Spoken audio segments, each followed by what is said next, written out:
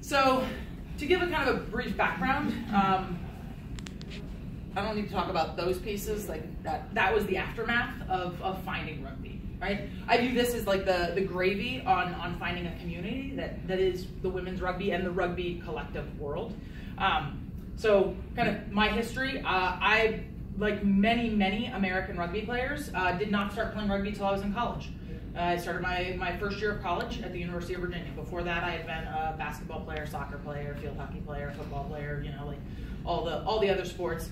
To be fair, I played most of those other sports like I play rugby.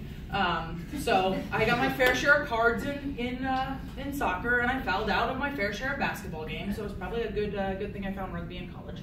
I found rugby in college a bit on accident. I went to the wrong field. I was trying to find the club soccer tryouts, and there were 2 different fields, and I wound up at the wrong one. And so I showed up, and I was like, "Oh, is this club soccer?" And they're like, "No, this is rugby," you know. And they took kind of one look at the sides of me, and they're like, "Have you ever thought about rugby?" And I was like, "I don't really know what it is, but sure, why not? I'm here." And it's too late for me to get all the way across campus. And so I started playing rugby. And initially, as I think many people are, I wasn't very good. You know, the whole concept of passing the ball backwards, all that stuff, it wasn't great. But I had found this community that like did not care. They you know, they cared and they wanted me to get better, but they didn't care in that they were welcoming me in, and they were, you know, it didn't matter, you know, whether I was 5'1", 90 pounds, or 5'10", 200 pounds, or any range in between. Like that the team had that spectrum, and it was such an eye-opening experience.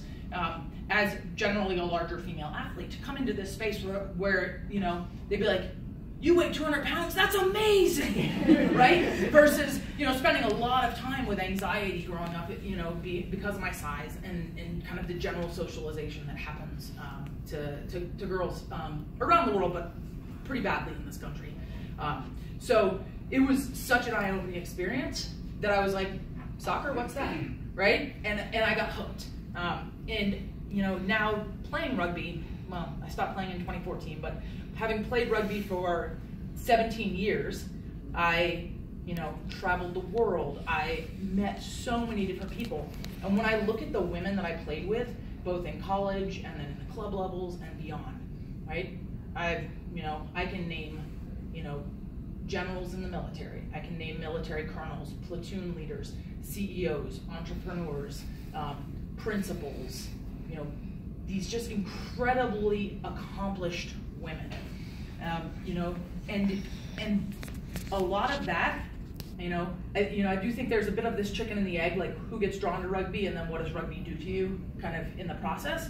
But when I look at that, you know, you just see this accomplishment that comes, and a lot of that I think is being in this environment with these incredibly confident, strong, willful women, right, who challenge you as a person, and you have to learn how to really address adversity, how to be strong in contact, right? We always talk be strong in contact, right? Contact can be physical in the rugby game, but it can also be metaphorical in life, right? Life's gonna come at you with some contact, and you've gotta figure out how to like sort of get your way through it, wrestle your way through it, hold on to the ball, keep going forward. And that metaphor, I think, plays itself out in so many of the women that I see who have played rugby. And so that's what I got hooked on. And it just happened to be that I had some really good coaches and, you know, improved and got better over time. And it took me to some really, really incredible places. But I always say that, like, you know, kind of all the accolade pieces that happened, like, it was really rugby itself that was the starting point for that. You know, I didn't start playing rugby because I had some grand ambition. I started playing rugby because I got to be surrounded on a daily basis by these incredibly powerful, strong women, and I was like, I want to be like them, so I want to surround myself with them, so sign me up. And that's one of the things I see, the value I see in rugby. And one of the values I see particularly in high school rugby and even middle school rugby. And one of the reasons why, you know, when Angus and I started talking, even several years ago, before I was sort of in a place where I could start coaching more fully for the high school program, I was like, yes, I want to be a part of that because I didn't get access to that till I was 18. And I would have loved to have had that community, as a high schooler, as a middle schooler. So that's why I'm taking on the role. That's why rugby for me, amongst many other pieces. But yeah.